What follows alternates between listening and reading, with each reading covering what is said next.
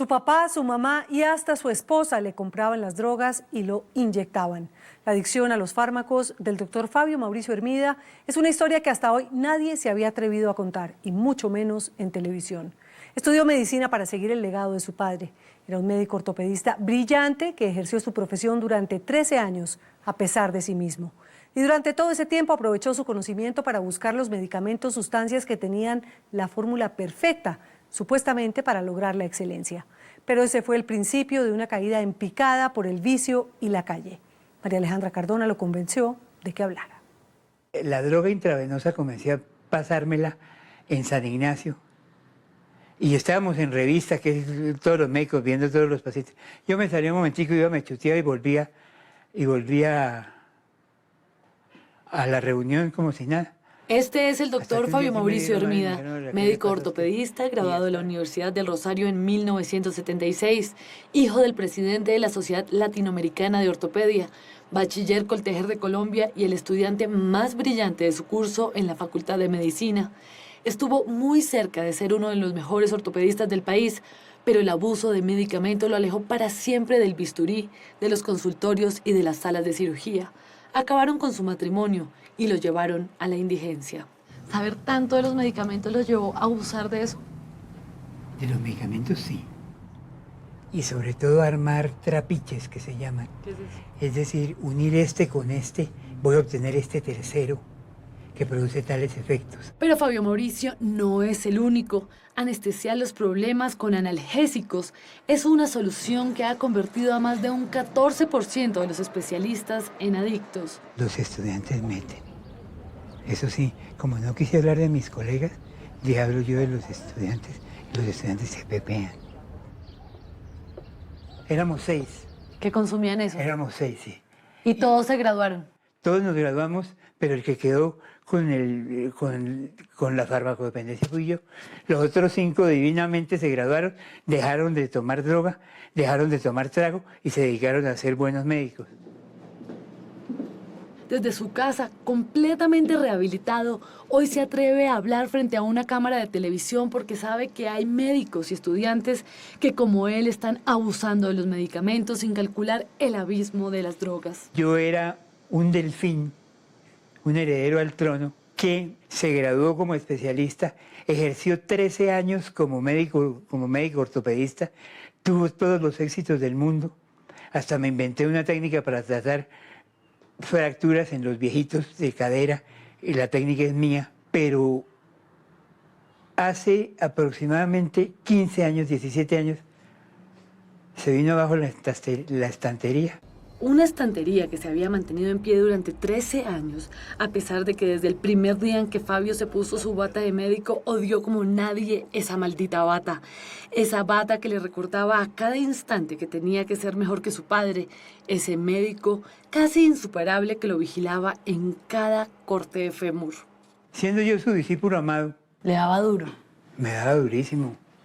Me daba durísimo. Era a mí, me daba pero duro. Para meterme una materia, en 4 o 5 días comencé a consumir anfetamina. Y se metía uno un libro de medicina en 4 días. ¿Cómo descubrió usted eso? Mi padre tenía un frasquito de unas pastillas raras que se llamaban Lidepran. Él se ufanaba de que a los colegas borrachos en Guayabados les daba media pepita de esas y a la media hora estaba el colega sin guayabo, charlando, conversando, mostrando que todo interés. Entonces yo leí el principio activo, era una anfetamina. Entonces yo me puse y busqué en un vademecum, me informé y comencé a usarlo. A la hora de haberse metido uno la pepa, se sentía súper brillante, hacía resúmenes muy bien hechos. Como dicen las monjitas, la berraquera. ¿Y eso fue en qué semestre? Segundo, tercero, cuarto, quinto y sexto semestre. En sexto semestre comenzamos a bajarle. Comenzaron a bajarle porque yo no le bajé. Creyó haber encontrado la fórmula perfecta para ver el mundo con claridad. Sentía que había descubierto un cóctel mágico de intelecto que aparentemente le daba energía, le quitaba el hambre y el sueño. Él sentía que lo volvía ordenado y perfeccionista. Creía que no se veía alterado ni nervioso, pero la verdad de todo esto es que estaba muy lejos de la realidad. Estaba atrapado entre su propia mentira.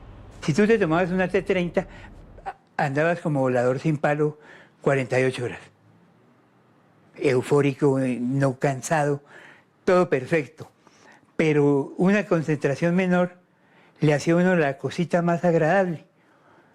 Y la cosita agradable fue que yo empecé a consumirla ya no para estudio, sino para rumbear. Y ese fue uno de los grandes errores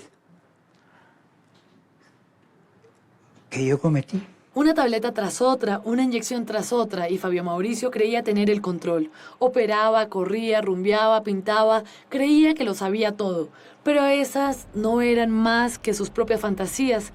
En el mundo real, todo se caía a pedazos.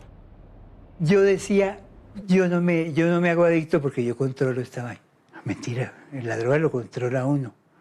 Uno no controla la droga. Porque es una cosa supremamente traicionera.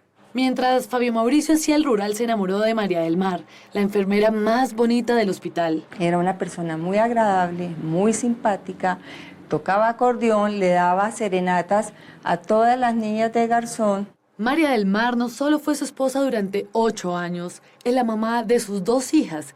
Y aunque llevan más de 20 años separados, María del Mar, desde que lo conoció, se propuso ayudarlo y lo hizo. Jamás supe que el gordo metía algo, intuía, y cuando mi papá me dijo, María del Mar, el gordo, yo le dije, no te preocupes, yo soy estudio enfermería y yo lo voy a ayudar y va a salir adelante. Y por eso lo acepté así. Una enfermera que no calculó lo que podía ser una adicción, sabía lo que le sucedía, pero no quiso ver la realidad durante muchos años. Es decir, yo abría el ojo por la mañana y me zampaba mis 2 pepas, agua, y esperaba a que me saliera las pilas para meterme a bañar. Hasta meterme a bañar me producía jartera, pero ya con la pepa, venga el agua fría. Y vaya para el hospital a atender enfermos. Yo tuve una epidemia de dengue hemorrágico en los niños. ¿Se le murieron? Se me murieron 17 niños. Entonces surgió el apodo en el pueblo, en Garzón Huila, que me decían Herodes. Y entré en crisis. Ahí viene el gran cuestionamiento de mi vida. Es decir, yo pensé y sentí, y no lo sabía sino hasta años después, que a mí no me gustaba la medicina. Fue precisamente el dolor que le causó la muerte de 17 niños lo que puso en evidencia que el doctor estaba abusando de los medicamentos.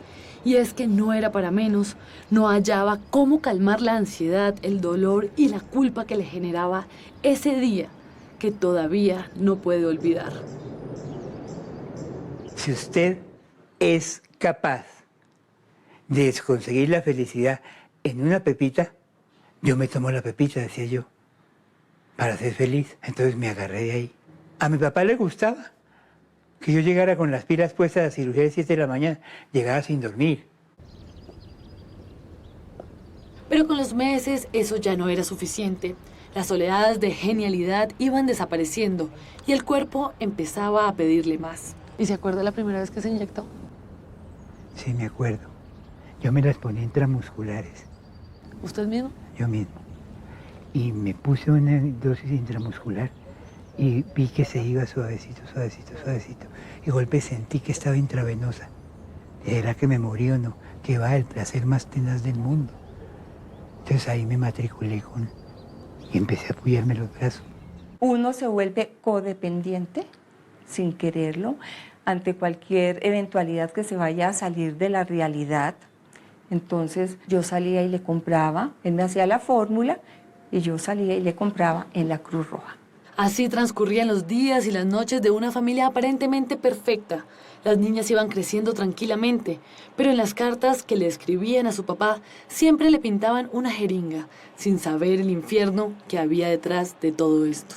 Cuando yo empecé a recoger en la caneca el baño y ver que ya no se estaba inyectando la vena, sino que eran las piernas y que se estaba inyectando los músculos, todos los músculos, ahí sí dije, esto ya se salió de madre, esto ya no puede ser más. ¿Cómo era esa escena? Las niñas en la cama y él totalmente adormecido, ido. totalmente ausente, en otro mundo. Para ese momento apenas tenía 36 años. Sentía que tenía que darle rienda suelta a sus verdaderas pasiones. Así fue que tuvo una gran idea, hacer lo que siempre había soñado, lejos de los libros, la medicina y las salas de cirugía. Abandona la medicina y empieza a pintar. Y a tocar música y a comprar todas las partituras. Mi casa era llena de partituras por todos lados, pero estaba salida de la realidad. Entonces, cuando yo empiezo a pensar, tengo que separarme, debo separarme, y me demoré 2 años En tomar la decisión. en tomar la decisión.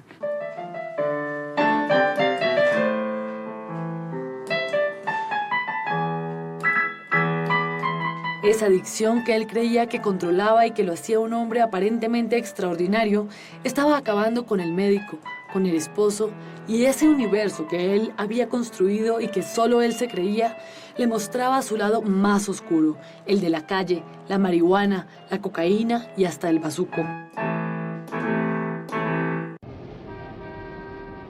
Cambió su casa de familia por el puente de la 92 en Bogotá, donde pasaba los días con su pipa y su papeleta de bazuco. Todos los días mi papá me daba 5.000 pesos.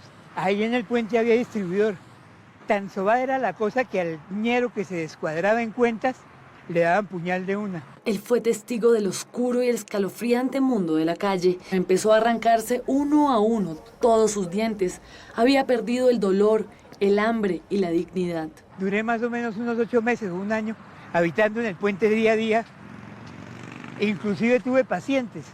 Era una persona no agradable a la vista, olía feo, no se bañaba. El tiempo para él se había detenido en una traba de 17 años y de repente, en un instante de lucidez, tuvo el valor para despedirse de la droga para siempre. En medio del fracaso vi una luz para que mi nieta me vea sano, para que mis hijas me vuelvan a aceptar.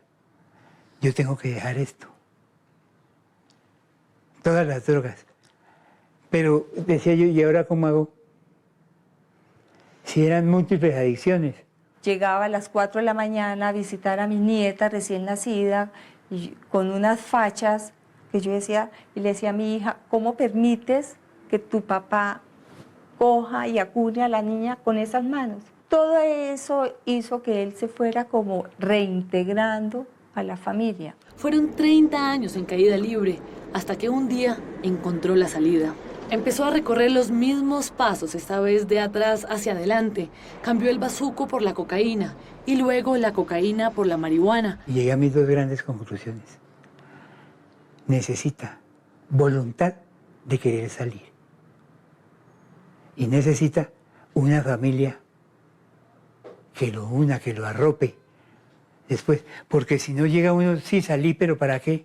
Ya sus hijas estaban grandes, su esposa se había casado por segunda vez, su papá ya había muerto y con él se murieron los demonios que tanto lo torturaban. Llegó a mi casa con el colchón viejo y ahí lo tuvimos con el colchón y empezamos a exigirle, a ponerle límites. Entonces, puedes hacer esto, tienes que bañarte una vez a la semana, luego cada 3 días, después cada 2 días y luego empezó su rutina. La lucha para que se fuera a cortar el pelo, la lucha para que se afeitara, la lucha para que se vistiera bien.